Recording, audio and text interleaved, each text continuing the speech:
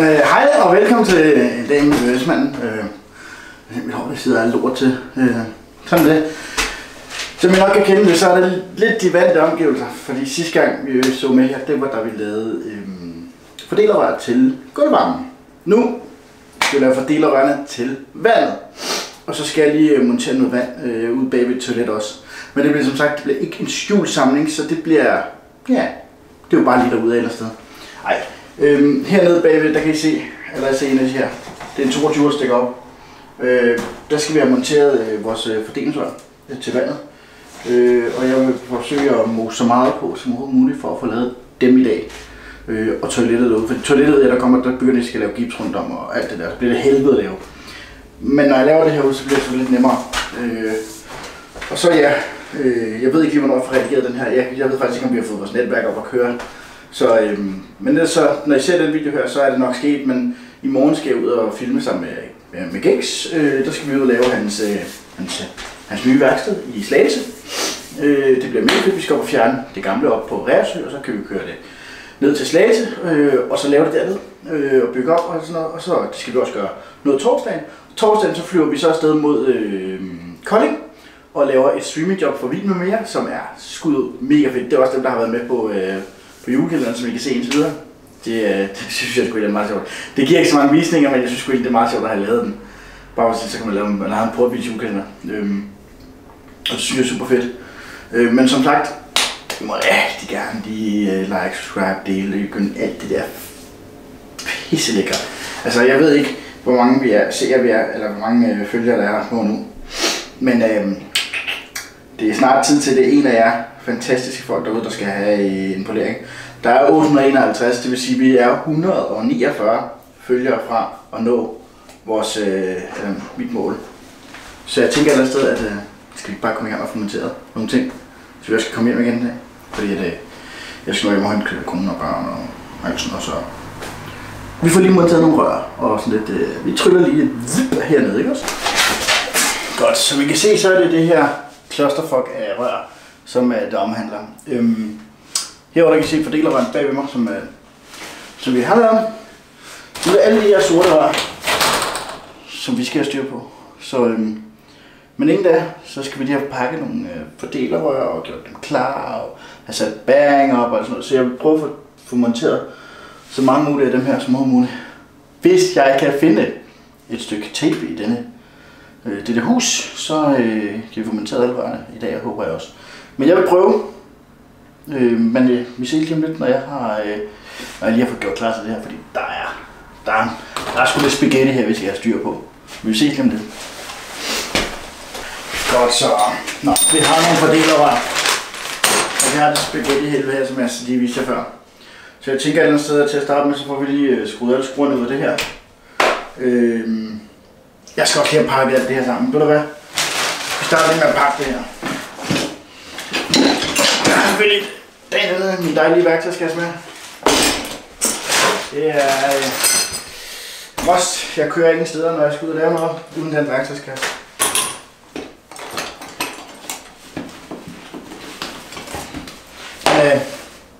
Lad os da bare få spolet tiden op, eller spolet tiden frem, så i gang.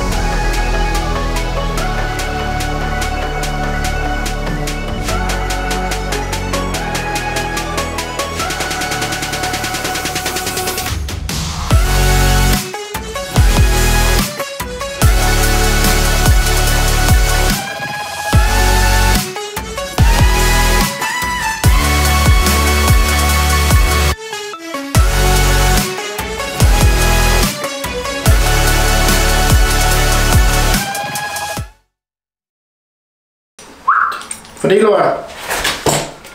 Det er tilgangen til alle fordelerrørene, de kolde, og så deler den over her og kører videre op til varme, eller jo til varmespotter. Så nu har vi det første fordelerrør klar. Så tænker jeg, at vi får lidt ordnet det her spaghetti-helvede bag ved mig. Så 2 sekunder, så er jeg tilbage igen. Og helvede, det har jeg da ikke set, mand. Jeg har kraftet med 2 gange pakke selve åben. Nå, vil der være, vi lukker den ene af dem. Og så skal vi nemlig til at fat i en skruemaskine af. Og så skal vi have skruet det her fra hinanden, så vi kan komme i gang for satan. Jeg er træt i dag. Jeg synes, det er en hård tid her. Vinter. Man bliver sgu så træt af det hele. Cheferne og kunderne må man ikke sige noget til. Men det må man godt til cheferne. Det her, det er bare den fedeste lille maskine. En M12 FPD, den kan bare ud af. Det er helt sindssygt, den er så god. Og jeg har selvfølgelig også slagsboremaskinen, men den skal vi bruge i dag. Så nu skal vi lige dykke her i lommen og se om vi kan finde den rigtige bit. Ellers har jeg jo nok, må jeg indrømme, en bit til et bitsæt liggende. Men jeg ved satme ikke, hvad det er, så det der. Nå, vi har selvfølgelig også bitsæt fra Milwaukee.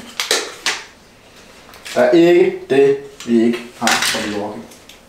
Det er dejligt. Dejligt! Skal vi se her. Jeg er ikke så god til de forskellige størrelser.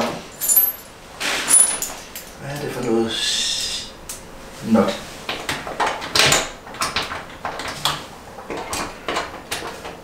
Det er lidt flere forskellige skruer, der er brugt til her, kan jeg se. Men det er jo sådan er det jo, når tømmeren skruer rent fast.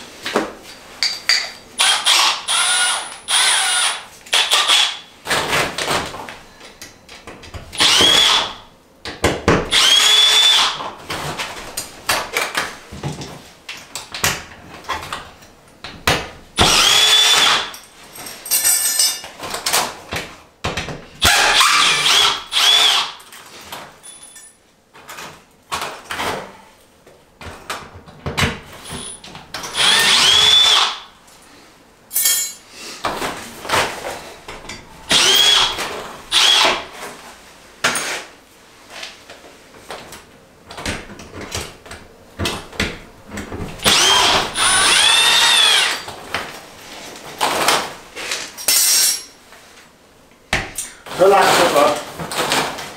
Så langt, så godt. Jeg tænker, at jeg går lige på jagt efter noget tape et eller andet sted her i det her hus her, og så er jeg tilbage lige nu.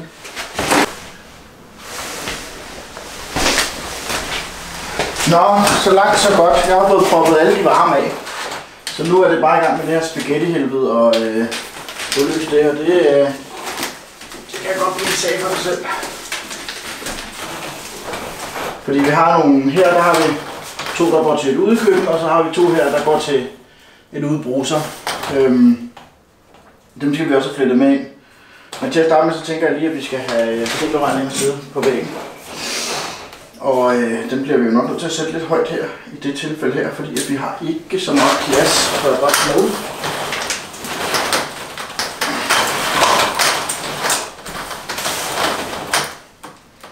Så vi er nok noget ude i den her kaliber her. Vi er nok ude i den kaliber her. Så jeg tænker, at jeg lige får sat et mærke eller 2 her på væggen, så vi lige har styr på afstanden imellem rørene. Og så skal vi sådan set have sat vores fordelerrør op. Og der har vi sådan et budget her, som er fantastisk.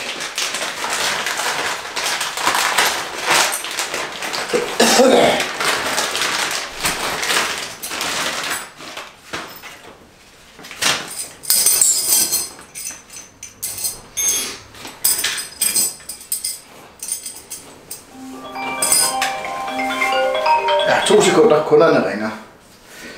Ja, det er VVS-manden. Hvad så? Jeg er lige i Greveløv nu.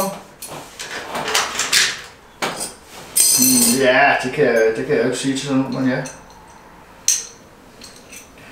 Det... Ej, det kommer ikke til at ske. Så det kommer ikke til at ske. Jeg skal nok finde på det. Hey gutter og venner, hvis ikke I har overvejet at smide mig et like og et sub allerede nu, må I meget, meget gerne gøre det. Vi er så tæt på de 900. Jeg ved godt, at videoen siger 800. Vi er tæt meget, eller vi er faktisk over 900. Vi er snart tæt på de 1000.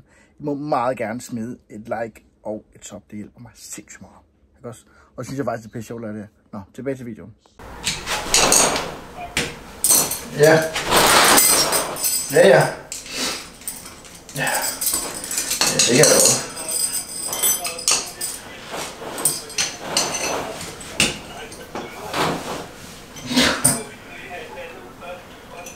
Ja, det er rigtigt.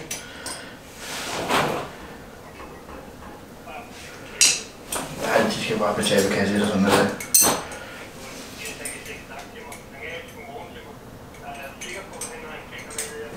Ja, det er vi.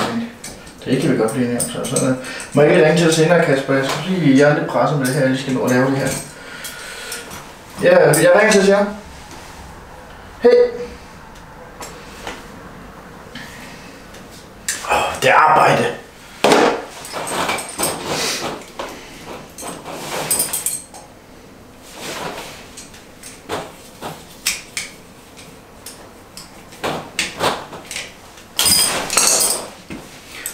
Så det sådan lavet. Det er noget rigtig dængelværk. Men det skal nok blive godt. Så tænker jeg bare, at vi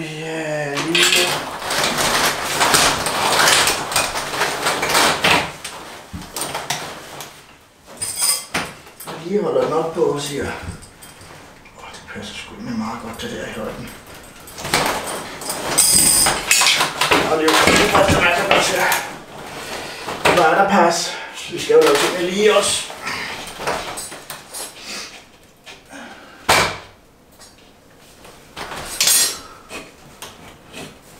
Det bliver sådan set der vores første skruer til sidde. Og nu har jeg lavet en lille mod, tror jeg. Jeg vil nok skrue til det her. Vi prøver at se, om vi ikke kan få de her skruer til at passe i.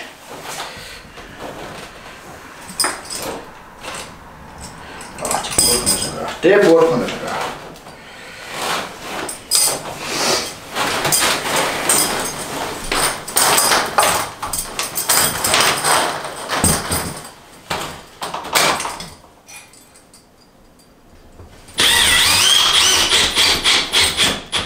Det fede ved den her kunde her, det er, at han har faktisk lavet en...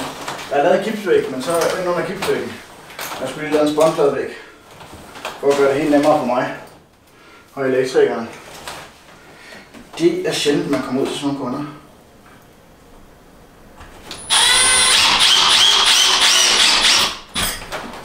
Nu skal vi lige se her, om hvad vi skal. Skal vi op eller ned, eller hvad skal vi? Vi skal ned.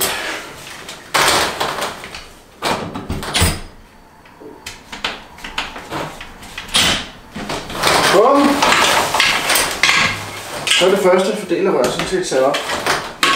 Og så skal vi bare finde alle de kolde og skrue ind på, undtagen dem, når det hedder udendørs håndvask, eller udendørsvask og udendørs bruse til at starte med. Vi har også et køkken. Det er jo lidt noget, brud det her, når elektrikernes ting også skal fylde. Men han skal jo være her også.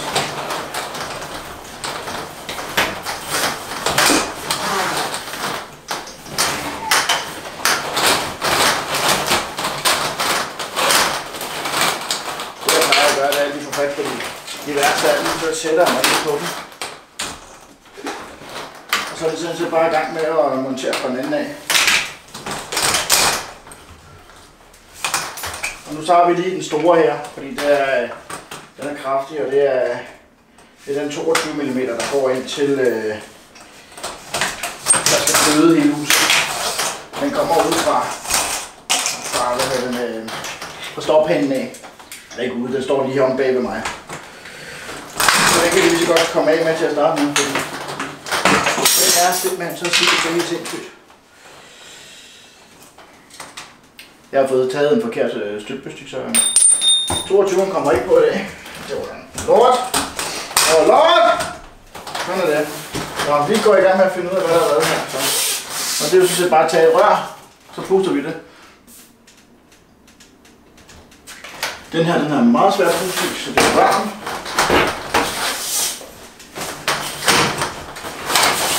Jamen den her.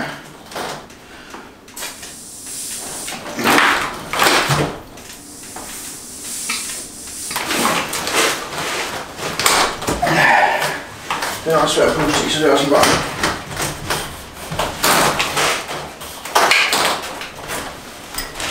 Så har vi nogle af dem her. Så har vi en her, hvor røret ikke er særlig langt.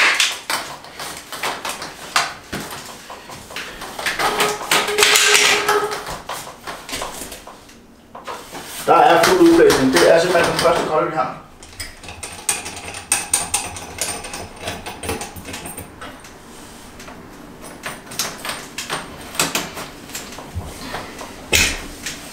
De her, de er mega fede at montere, fordi de er så nemme. Og jeg ved ikke, hvor meget I kan se her, på grund af de rør. Det bliver nemmere, når vi går længere ind i processen. Men jeg kan simpelthen godt lide at køre med de her fordelerrør her fra AO, fordi at vi får alting med, og vi skal ikke tænke på noget, det er der bare. Og så er det bare at køre ud af.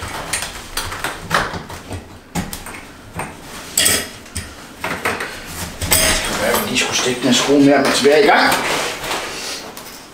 Den også sidder fast. Skal I jokse med det?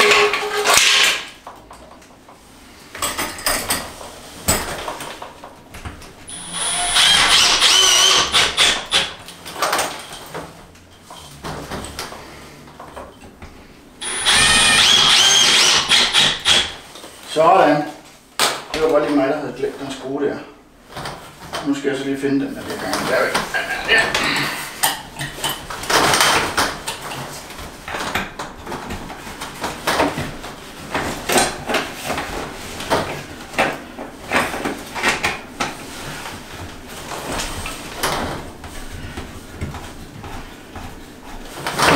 Så har vi sådan set den første kolde optog.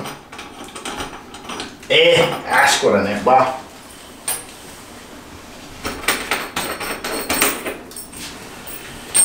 Jeg brokker mig i hvert fald ikke. Jeg siger ikke, det er nemt at være bevægelser. Men det er lidt nemt. En gang imellem. Og det skal der også være plads til.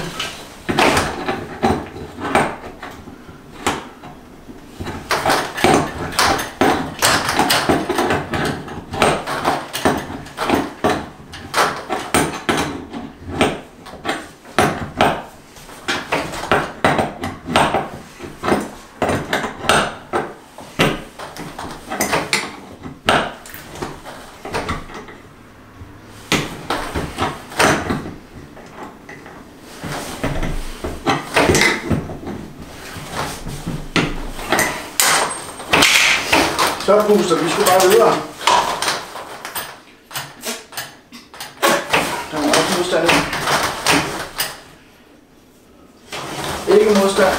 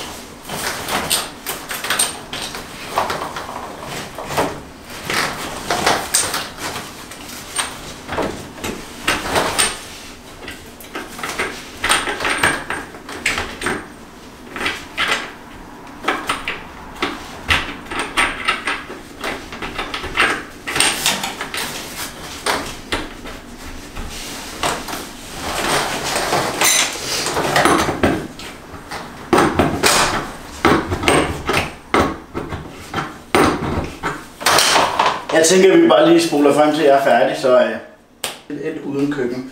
Og det ved jeg, det skal ikke bruges lige nu, så det tænker jeg, det venter vi lige med. Og vi har 22'eren her, der skal så bare ind på, så jeg tænker, at vi lige prøver at se, om vi kan få en... Og nu ved jeg godt, at jeg sådan ind på tøs, men igen, det er ikke mig, der har trukket røren her. Det er kun selv.